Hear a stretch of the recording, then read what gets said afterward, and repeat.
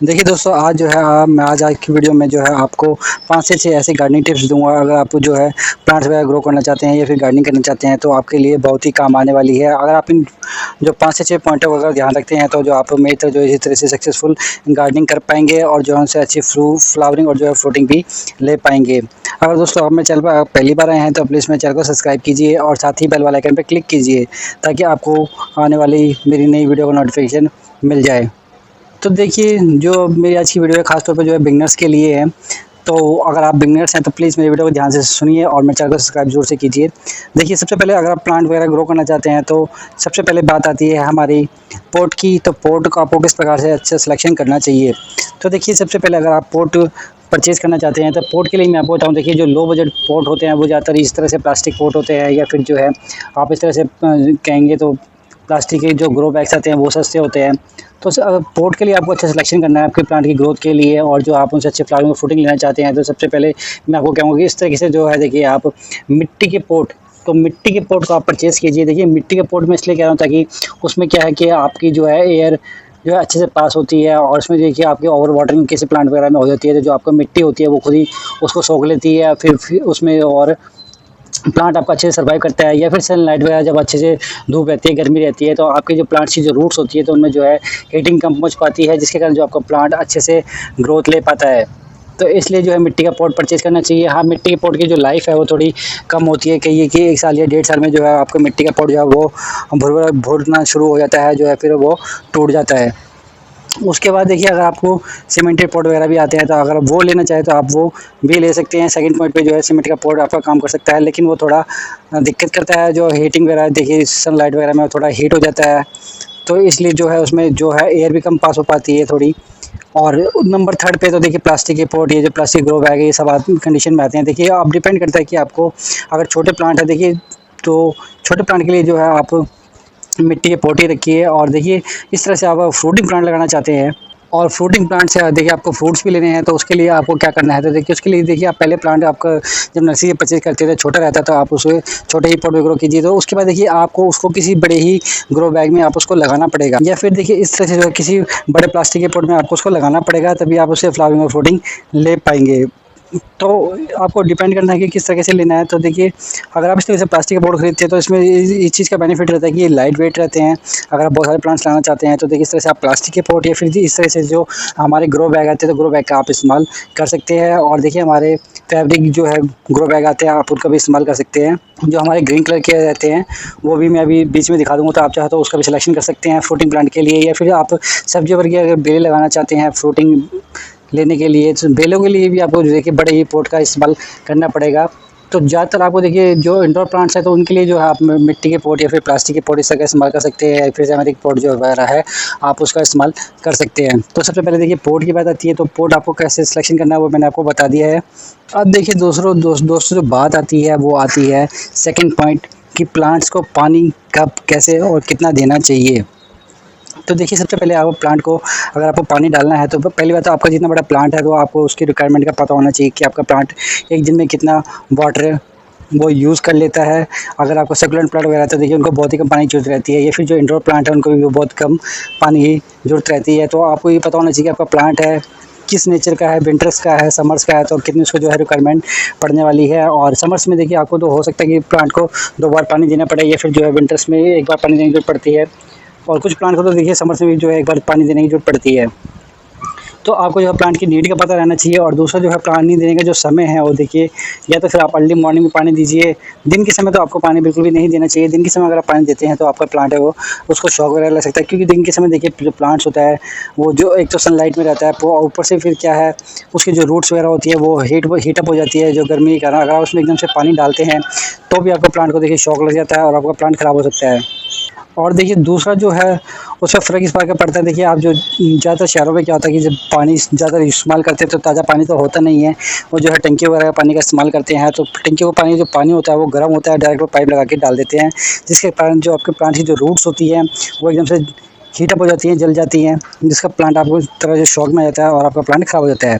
और देखिए आती है पानी डालने की बारी की बात, तो पानी डालने का जो सही तरीका देखिए, तो आप पाइप लेके जब पानी डालते हैं तो उसमें जो इस तरह से बड़े-बड़े खड्डे हो जाते हैं, तो आपको ऊपर से पानी प्रेशर नहीं डालना चाहिए, आपको जो है नीचे किसी हैंड वगैरह से लगा के या फिर उस तरह से पानी डाल सकते हैं। फिर मेरी तरह आप देख सकते हैं कि इस तरीके से जो है घर में पड़ी जो बेकार प्लास्टिक की बोतल होती है उसको इस तरह से हाफ कट कर दीजिए और नीचे इस तरह से होल कर दीजिए और इस तरह से लकड़ी बांध कर आप इसको एक साइड में लगा देंगे तो इसमें जो आप पानी से जितना मर्जी तेज़ प्रेशर से पानी डालिए, जो आपके प्लांट में जो सॉइल वगैरह खड्डे बन जाते हैं बड़े बड़े वो नहीं होगी, आपका प्लांट डिस्टर्ब नहीं होगा और मिट्टी बाहर नहीं निकलेगी। तो आप इसका भी इस्तेमाल कर सकते हैं। अब दोस्तों बात आती है देखिए प्लांट पे स्प्रे की। तो देखिए प्लांट पे स्प्रे जो है देखिए जो हमारे प्लांट्स वगैरह लगते हैं तो सीज़न के अनुसार जो है आपको प्लांट वगैरह में रोग वगैरह पेस्ट वगैरह का अटैक होता ही है, तो उसमें पे आपको क्या करना चाहिए देखिए। तो उस समय में जो आप देखिए सबसे पहले जो है मैं कहूँगा कि आप जिस पे पेस्ट वगैरह अटैक होता है तो आपको डायरेक्ट अगर ज़्यादा अटैक हो जाता है तो आपको जो है पौधे की प्लांट को निकाल के बाहर फेंक देना चाहिए। अगर शुरू में ही कम पेस्ट अटैक रहता है, अगर आप ध्यान देते हैं तो उसमें देखिए आप पानी के तेज़ प्रेशर से अगर प्लांट को वगैरह नहला देते हैं धो देते हैं तो उसके कारण जो है पेस्ट वगैरह काफ़ी हद तक जो है अटैक कम हो जाता है। तो सेकंड जो है ऑप्शन है आप ट्राई कर सकते हैं। उसके बाद जो है नीम ऑयल वगैरह का आप स्प्रे लीजिए। तो नीम ऑयल वगैरह का स्प्रे जो आप लेते हैं तो आप ये नहीं कहेंगे कि एक बार में ही जो उस पे पेस्ट वगैरह रिमूव हो जाता है, तो आप कम से कम 2 स्प्रे जो है नीम ऑयल वगैरह के लेने चाहिए और काफ़ी हद तक जो है उस पे पेस्ट वगैरह अटैक आप कम देखेंगे। फिर तीसरा ऑप्शन आता है तो देखिए आप मैं कहूँगा कि पेस्ट अटैक कम करने के लिए आपको क्या कहते हैं फिर किसी थोड़ा बहुत जो है आप केमिकल वगैरह का स्प्रे ले सकते हैं। उसमें क्या है आप देखिए इमिडाक्लोप्रिड या फिर जो आप किसी तरह के जो केमिकल का स्प्रे कर रहे हैं तो आप जो है उसका ध्यानपूर्वक इस्तेमाल कीजिए। और फिर देखिए आपको जो है बीच बीच में जो है चेंज करके जो है आप ज़्यादा पेस्ट अटैक हो जाता है तो आपको जो है कभी नीम ऑयल स्प्रे कभी केमिकल स्प्रे ये जो आपको चेंज करते रहना चाहिए। या फिर जो है आप घर पे ही ऑर्गेनिक देखिए वो आप बना सकते हैं। तो उसमें क्या है आप मिर्च लहसुन प्याज इन सब का मिक्सचर तैयार करके जो है आप उसको रेडी कर सकते हैं, आप उस पर जो है स्प्रे ले सकते हैं अपने प्लांट्स पे। और जब आप कभी भी प्लांट पे स्प्रे वगैरह लेते हैं तो आप कोशिश कीजिए कि दिन के समय आपको बिल्कुल भी स्प्रे नहीं लेना है, या तो फिर अर्ली मॉर्निंग आपको जो है प्लांट पे स्प्रे लेना है, या फिर जो है आप कोशिश कीजिए कि शाम के समय ही आप अपने प्लांट पे स्प्रे लीजिए। और देखिए नेक्स्ट पॉइंट आता है देखिए सॉइल। तो आप अपने प्लांट के लिए देखिए वेल ड्रेन मिट्टी आपको तैयार रखनी है, वेल ड्रेन सॉइल आपको बनाना चाहिए क्योंकि आप प्लांट जो है देखिए छत में ग्रो कर रहे हैं, पॉट के अंदर आपको ग्रो कर रहे हैं तो आपको जो मिट्टी है वो वेल ड्रेन बनानी चाहिए। ऐसा नहीं है कि आप उसमें जो है प्योर मिट्टी भर दें। प्योर मिट्टी में भरने से कारण देखिए आपका प्लांट एक बार स्टार्टिंग में तो अच्छा चलता है लेकिन बाद में कहीं ना कहीं उसको दिक्कत आती है कि उसकी जो सॉइल है वो हार्ड हो जाती है और उसमें जो पानी है वो ड्रेनेज अच्छे से नहीं रह पाता है। तो आपका धीरे धीरे जो प्लांट है इस तरह से पानी अगर उसमें भरा रहता है खड़ा रहता है तो कहीं ना कहीं जो आपके प्लांट की रूट्स में फंगस वगैरह लग जाती है और आपका प्लांट धीरे धीरे ख़राब होना स्टार्ट हो जाता है। तो उसके लिए भी देखिए आपको एक तो वेल ड्रेन मिट्टी बनानी है, तो ये तो सॉइल का काम। और देखिए आपको एक तरीका और मैं आपको बताऊँ तो देखिए इस तरह से अगर आप प्लास्टिक के बोट वगैरह इस्तेमाल करते हैं या फिर ग्रो बैग वगैरह इस्तेमाल करते हैं तो देखिए ज़्यादातर हमें दिक्कत रहती है ना बारिशों में। तो बारिशों में क्या रहता है कि हमारे प्लांट जो है वो ओवर वाटर हो ही जाते हैं। तो आप देख सकते हैं कि आज में जो है बारिश होती है जिसके कारण हमारा प्लांट इस तरह से बढ़ सकता है। तो इस समय तो देखिए इतना टाइम तो नहीं रहता है कि आप इसको बार बार पानी को हाथों या फिर जो है मग्गे भर के आप गिराते रहेंगे। तो इसके लिए आपको क्या करना है, तो इसके करने के लिए एक तो देखिए आपको ड्रेनेज वॉल वगैरह अच्छा बनाना है। उसके बाद भी देखिए आपका प्लांट में इस तरह से पानी अगर भरा रहता है तो आप क्या कर सकते हैं, अगर आपके प्लांट जो आपके जो छोटे गमले हैं तो छोटे गमले में देखिए आपको बचाने के लिए क्या करना है कि आप इस प्लांट को इस तरह से आप लिटा के रख दीजिए। देखिए कई बार क्या होता है कि हम नर्सरी से प्लांट जो परचेज़ करके आते हैं ज़्यादा छोटे रहते हैं या फिर जो और वाटरिंग करने के जल्दी उनके जो है ख़राब रहते हैं। तो आप इस तरह से प्लांट को लिटा देंगे तो देखिए आप हो सकता है ऊपर से बारिश होगी तो थोड़ी इसकी मिट्टी जरूर छत पे निकल सकती है लेकिन आपका प्लांट ओवर वाटर से बच जाएगा। धूप लगेगी तो उसको धूप में निकल के भी ये सूखेगा और ओवर वाटर भी आपका प्लांट नहीं हो पाएगा। एक तो ये अच्छा ऑप्शन है। और देखिए दूसरा जो है देखिए आप देख सकते हैं ये मेरे ग्रो बैग हैं, तो आपके अगर ग्रो बैग वगैरह इस्तेमाल करते हैं तो देखिए इनको ओवर वाटरिंग से बचाने के लिए सबसे बड़ा बेनिफिट यही रहता है कि आपको ना प्लांट ले जाने की ज़रूरत है नहीं उठाने की ज़रूरत है। आपका प्लांट जितना मर्जी बड़ा हो, देखिए मेरे मैंगो के प्लांट है काफ़ी बड़े हैं तो इनमें देखिए ओवर वाटरिंग से बचाने के लिए मैं क्या करता हूँ देखिए इससे पहले जो मेरा एक्सपीरियंस था तो मेरे उसमें जो मैंगो प्लांट था वो ख़राब हो गया था। तो उससे जो है मैंने ये नया तरीका ढूंढा था। उसमें क्या है आप इस तरह से जो ग्रो बैग को है देखिए नीचे तरफ जो है उसमें फोल्ड कर दीजिए।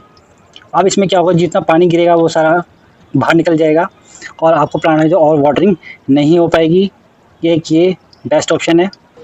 और देखिए दोस्तों जो मेरा नेक्स्ट ऑप्शन है ये देखिए आप देख सकते हैं मेरा पोट है तो पोट में आपको क्या करना है इस तरह से साइड में एक बड़ा सा होल रखना चाहिए। ये होल इसलिए रखना है देखिए दोस्तों वैसे तो इससे पानी नहीं निकलता लेकिन आपका जब इस तरह से बारिशों में जब पानी ओवर वाटरिंग होता है तो आपको उससे बचाने के लिए क्या करना है देखिए अगर आप इसमें इस तरह से साइड में होल रखेंगे तो आपका पूरा प्लांट और डिस्टर्ब नहीं होगा। आप एक साइड से लकड़ी की स्टिक या फिर जो है स्क्रू ड्राइवर से यहाँ तक अगर आप एक बार लगा देंगे तो फिर क्या होगा, जितनी भी ओवर वाटरिंग होगी, आपका जितना ओवर वाटर होगा वो सारा इससे बाहर निकल जाएगा। आपको प्लांट्स के नीचे तक परेशान करने की ज़रूरत नहीं है।